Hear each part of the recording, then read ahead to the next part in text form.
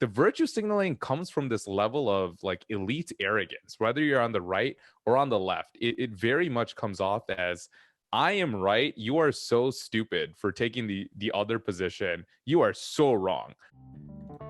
Welcome to the Restoring Our City podcast, our platform where we have candid conversations on today's topics to help connect our community.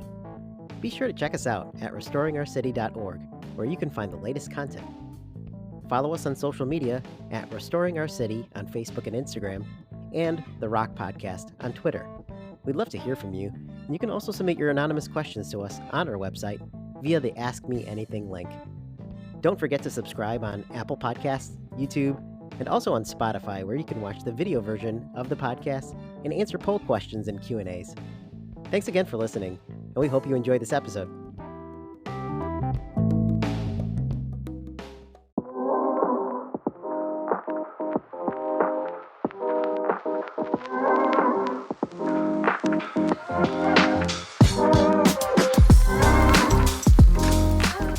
Welcome to the Restoring Our City podcast. We are back with not just another episode, but we are back for our 50th episode, which is kind of incredible to think about. I am joined on this special episode with my co-hosts, Jeswin Thomas and Bejoy Samuel. Guys, can you believe that there's 50 episodes of this thing? Happy 50th episode, man. That is a huge milestone. I mean, we just jumped on, or I just jumped on this last season, but Ben, you've been a part of this from the very beginning. Did you ever think it was going to get to 50 episodes? I know, I thought we'd quit like 2 episodes in. Man, and it's been kind of crazy. It's crazy to do something that long, right? Like something new to do something that long, right? Yeah, and it's just incredible to see the different iterations, right? Like the growth and change of the podcast. So yeah, thanks for letting us be part of this last iteration, Jobin, but we've been having some fun. Yeah, no, it's been a blast. I definitely want to shout out some of the people who put this together: Josh Kervilla, Alvin Matthew, Joel Verghese, Steve Chaco, Toby Kurian, Jason Verghese, Jeswin, Bejoy. You guys have done a great job this season too. So there's so many people behind the scenes who've put this together and who've been a part, all of the guests who've been on. So if you haven't heard some of the prior episodes, there's been some really great ones, but it's cool to like start something new and then actually continue through it, you know? And more than anything, I think hearing from people that we've never met before or haven't talked to in a long time, and then they respond to these conversations, such a cool feeling. So thank you to our listeners. It's really cool because you just never know what the impact of this is going to be, right? So you just do the episodes and you try to create something consistent and you hope that people find some value in it. But I think what we've picked up on this last season is it is resonating. I mean, we've all had our share of just conversations or people pinging us or, like sharing something or requesting something, so it's cool to see that, 50 episodes in, there's still these little pockets of conversations that are happening. And that's really what the goal of all of this is, Yeah, just to piggyback off of that, but Joy, I've definitely been getting the same vibe, but it's also interesting for me to just re-listen to us having a conversation and being like, man, like if no one else listened to this, I've been blessed by just talking to you guys. But I've just been so thankful for all the encouraging messages and support that everyone's been giving. So it's been great. Yeah, I mean, so if you just want to make us feel better, send us a message, send us questions, and I think so we'll know we're not just talking to ourselves. But speaking of feedback, we are going to do a part 2 of our Q&A, and I think it's a great transition. And what better way to celebrate 50 episodes than bringing in our listeners? And we put up an Ask Us Anything link. It's right on our website, restoringourcity.org, where you can ask your questions anonymously. So you cannot be identified through these crazy questions. So thank you for sending them in. We tackled a couple on our prior episode, but we wanted to go through a few today and see if we can kind of give some insight into this. So without further ado, guys, want to just jump right in? Tackle the first one? All right. So question from our listener that we will tackle today.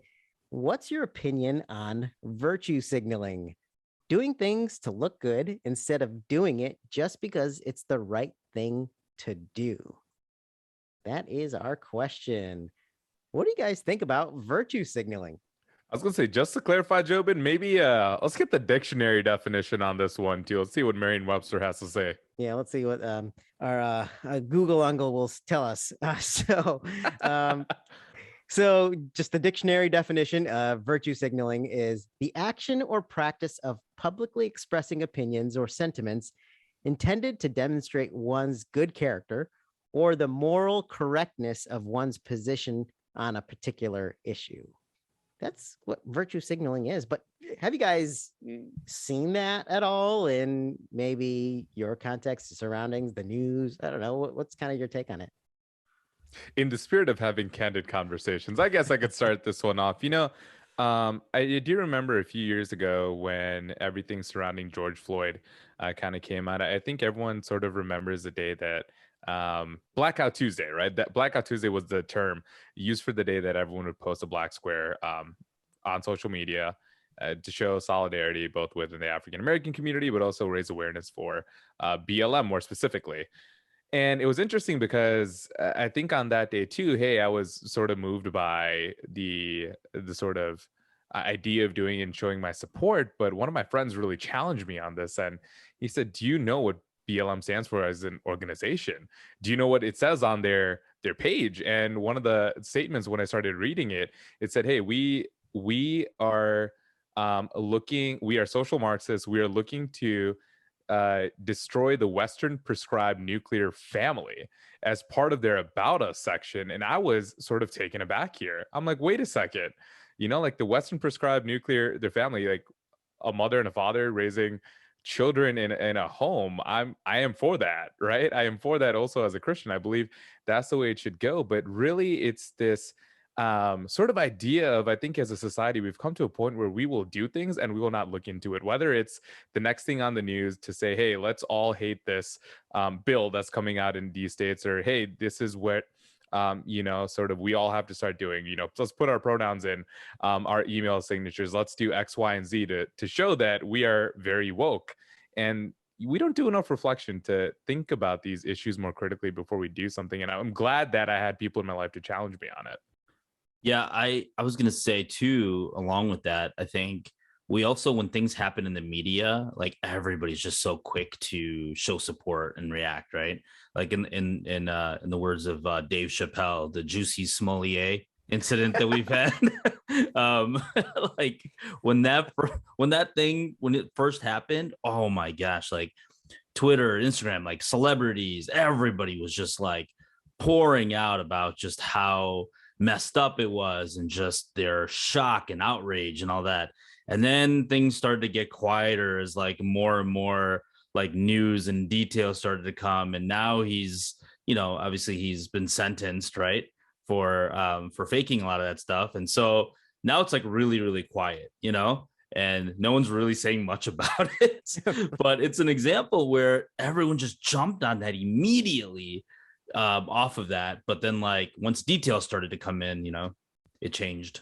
Yeah, that's a great example. I totally forgot about that. I mean, but you know what? We all live in Chicago. And when that news came out, it's like, oh, this happened in Streeterville at 2 a.m. And In you're the trying to go winter, in the middle of the The middle of the winter. polar vortex. in the polar vortex.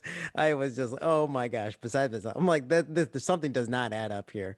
But you know what? In the spirit of the question too is like, what's your opinion on virtue signaling? I feel like the definition of it is like, wow, this is hypocrisy, right? Like if you're doing something just to do it and not because you care about it, I feel like that's horrible. But that doesn't mean some of the causes that you are really well informed about and care about, that doesn't mean you should do that. I actually saw an interesting tweet from Elon Musk today, and it's he put a funny meme. It just says, I support the current thing. And it was just a cartoon character of a guy holding one, lots of different things, but he was holding the Ukrainian flag because a lot of people are posting the Ukrainian flag in, support of the people in the country and the war that's going on. And it's interesting that people might not know what they're supporting, but everybody else is doing it. So let's jump on the bandwagon. Yeah, and also just to add on to that, Jobin, too, just to go back to the question, I think one of the sad things that comes out of this is it perpetuates cancel culture, right? Like if you don't stand for the right things, therefore we'll deplatform you. And I think that's sort of the sadder side effects of virtue signaling too. And it's just so sad to see. I think I like that word hypocrisy, right? I think there's so many times where the hypocrisy is so evident. It's interesting. I loved Enes Kanter. He's an NBA player. He's from the country of Turkey, and he's been banned from going back because he spoke out against the Turkish government. But nowadays, you see him speaking out against a ton of things, right? Like you calling out the NBA to say, hey, you support so much social justice here, yet you won't speak a lick in China where they're literally incarcerating Muslims and putting them in concentration camps. Like, where are your virtues? Is it standard or is it just applied sort of arbitrarily? And I think that's a great question to ask ourselves too, right? Like, are we actually using that same measure and standard and applying that across the board? Or again, do we just support the current thing? And once the current thing is gone, we never talk about it again. I was just gonna say, like, I think there's so many things that are happening in the world. Like, I was just talking to someone the other day about all these genocides that are happening, and it's like people don't know about some things, right? And so then if there's no attention to it, then everyone's just like, there's no reaction to it, right? But there's like crazy things that are happening in the world that it's really whatever media deems worthy of attention, that's what they all focus on. And then everybody kind of jumps on that. But there are so many other things that are happening in the world that people just either are not aware of or they don't feel like it's as big of a deal because the media hasn't shed light on it. Yeah, and I was gonna say, just to think about the dangers of that too. Sometimes we'll shed a light so intensely on a specific topic, government policies get created on that. I think a good example of this would be the defund the police movement, right? And then you see waves of violence, right? I mean, currently going on right now. You see the Asian American violence that's coming up, and some of the tweets from, I believe, the mayor and his wife, I think last year said, hey, if you see something, go ahead and help that person out. It's like, well, wait a second. That's what we had the police for. And that's what we need. So you see, again, once you shed a light so intensely with this virtue signaling thing to say, hey, this is the right thing to do, it's the right thing to say, you create a policy on it. And then you have to go back and you never really apologize for that, right? You never go back and correct yourself. You never take that humble stance. It's just always wanting to be right. Like, and you see these things, and look what it's doing to certain parts of our country right now. I think there's a Twitter account that's called Defiant L's, and it just kind of shows people who tweeted about a position years ago, and then if they change their mind or are completely wrong, it posts what they tweeted now. It's hilarious, but at the same time, there is a record sometimes, and you don't ask for forgiveness or you don't say, hey, I was actually wrong. To your point about Juicy, it's like how many of us actually accepted that, oh man, we were really, really wrong. We don't want to look bad, or even in politics, you don't want to see that. But maybe let's take this listener question a step further. How do we avoid that, right? Because there are some really serious things going on in the world, and maybe we do want to show our solidarity with some of these things because we truly care about them. How do we avoid, being pigeonholed as someone who's a virtue signaler? How do we avoid that label? Sometimes we're going to say things that are wrong, right? But I think that's okay. But we have to take it the step further to say we were wrong. I am sorry for posting this publicly like this. And just so that our listeners don't start thinking we're some sort of conservative media outlet here, that happens on the right side as well, right? Like based on bad information of weapons of mass destruction, look what we did. We invaded a country. Right. And you can go back in hindsight and say, well, you should say, we were probably wrong about this information. Sorry for destabilizing this entire region. So one thing is, yeah, I think you should post, retract it when you're wrong. Don't be afraid to do that. And number two, think about the tone of when you post something. I think a lot of times when I go through my social media and see what my friends are posting, the virtue signaling comes from this level of like elite arrogance, whether you're on the right or on the left. It very much comes off as, I am right. You are so stupid for taking the other position. You are so wrong, without ever considering the other viewpoint and position objectively. So I think just, if you're going to post, think about the tone and just think about the other argument before you actually put something that demonizes your neighbor. Yeah, well said. I feel like if you take an L, be proud of that. Own it that you took a loss on this one. I think in politics it's harder because you have to frame yourself as an electable candidate in the next cycle or something like that. But really well said, Jasmine. So yeah, for our listeners out there, if you are taking a position, think about the tone and think about what you write. I think it will go a long ways to speak about our character, especially for identifying as Christians.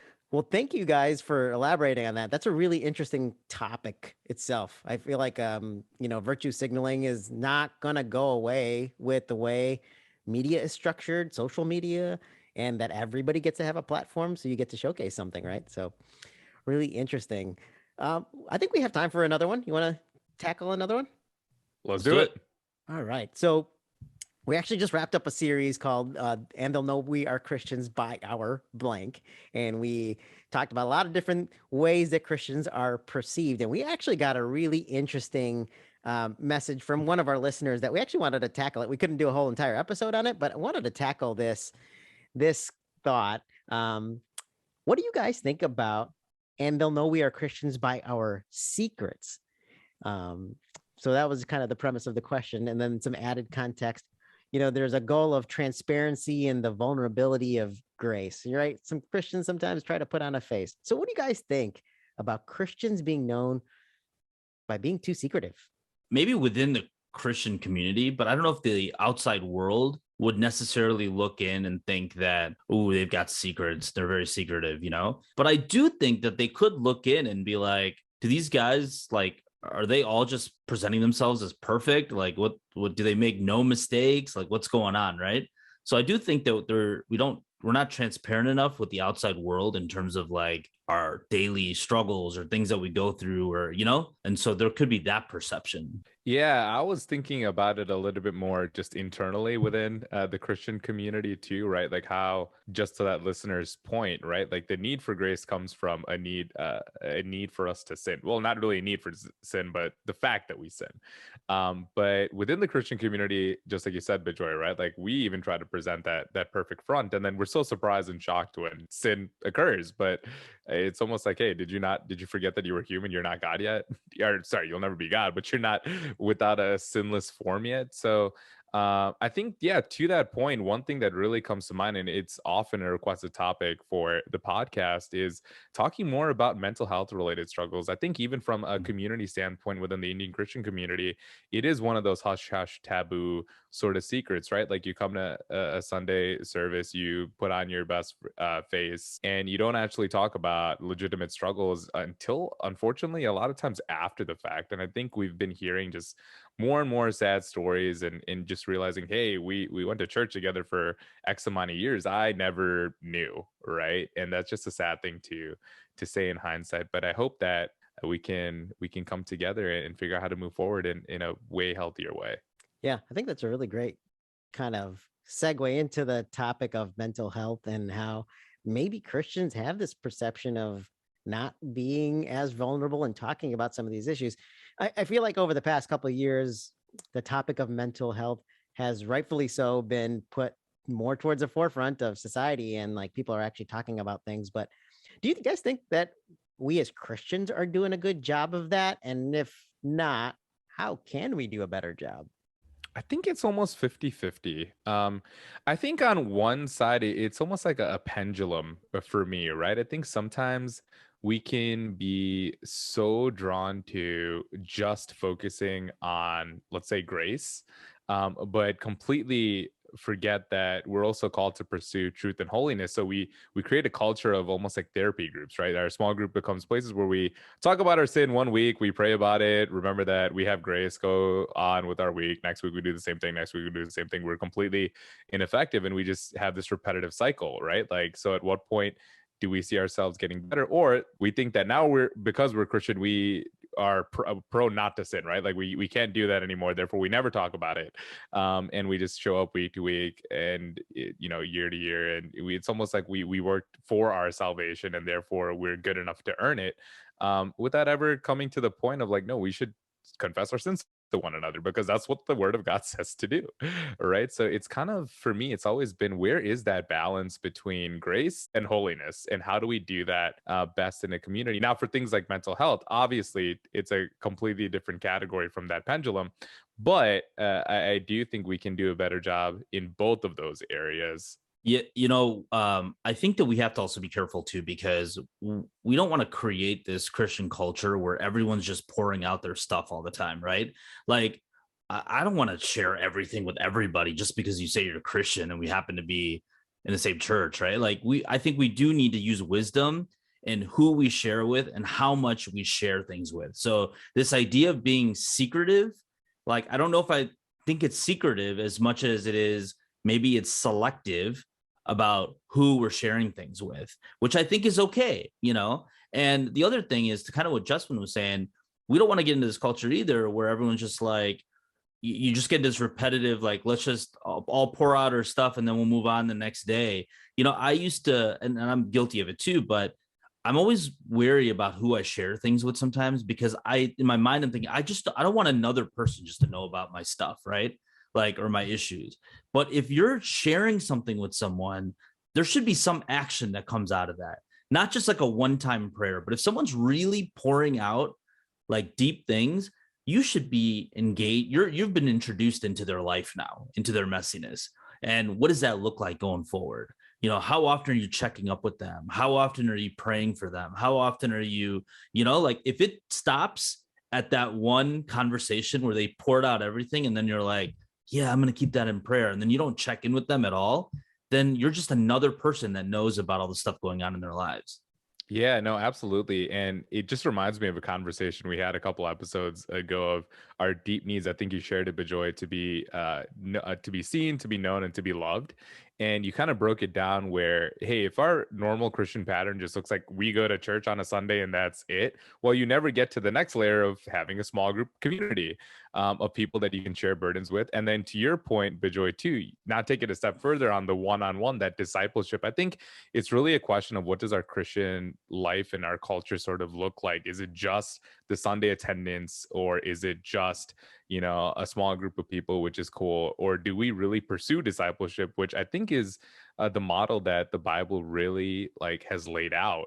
And I think it's a question of, well, how can we do that better? To your question, Jobin, well, think about our Christian culture, and do we get to that discipleship layer or not? Yeah, I think that's a layer that we need to strive towards, right? And I think there is this culture of sometimes that we want to, provide some TMI, right? Like we have to, if you're being secretive or you're putting on a mask or putting on a front and you're not being super vulnerable, but then you're also in a position where there's some authority figures who can't be as vulnerable because then people don't have confidence in that leader, right? They have to have an outlet. But yeah, to your point, guys, I think it's really interesting that we have to really be selective. I think it's really interesting with mental health. Maybe that's a series that we kind of tackle. I know we've talked about it internally, and we really want to make sure there's great conversations that folks can hear and that they want to hear. And I know a lot of people in our community have done a great job about sharing on that topic as well. To our listeners, thank you guys so much for bringing in questions. Keep them coming. We will do these periodically where you just send in your anonymous questions and we will tackle them. I think it's really great to kind of hear from our listeners and what's really impacting the community and how we could provide some insight.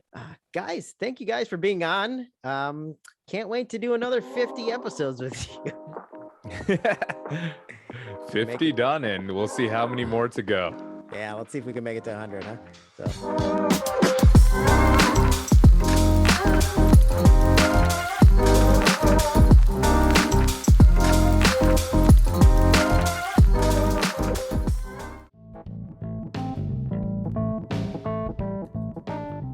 Thanks for listening to this episode.